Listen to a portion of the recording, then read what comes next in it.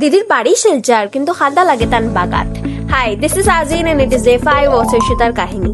আমার বাই ফুটো রাখিকা গিফট দিতাম, 2টা খাতা লাগে আর যত জলদি পারো তো জলদি বানাইয়া দেও। দিদি এজনে হইলাম ডিজাইন কিটা লাগে তাই চুজ করলা।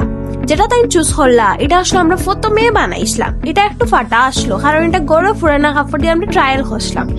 এরপরে হইলাম না দিদি এটা তো দেওয়া যাইতো না, তাই হইলাম আমার এটা খুব ভাল লাগছে, আমরা হইলাম এটা আপনার লাগে গিফট তরিলাম। এরপরে তাই আরো 2টা ডিজাইন চুজ করলাম, শুরু করলাম বানাইয়া শেষ করিয়া হইলাম অনলাইনে দিলে তো আরো লেট হইব, কিতা করতাম হইলা ফেরুরে দিয়া ফাটাইয়া দিলাম। তে বাইয়ের জন্য হইলাম নিয়া দিতা তাই সুন্দরে লইয়া গেলা।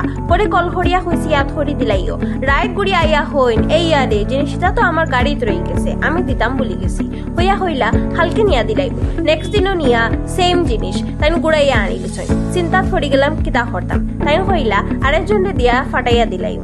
এরপরে এটা গেছে গা তান গরো আন্টিয়ে ভাইয়া কল করলা খাতা কিওর হইলাম এজন দিদির অর্ডার, ওটা ফাটাইয়া দিলাও। তাইন ফরে ফাটাইয়া দিলা, দিদিয়ে ভাইয়া খুশি হইলা। এক কাতায় কতখান গুড়াইয়া আনছে দেখছনি। এটার নাম হইল সুইসুতার কাহিনী।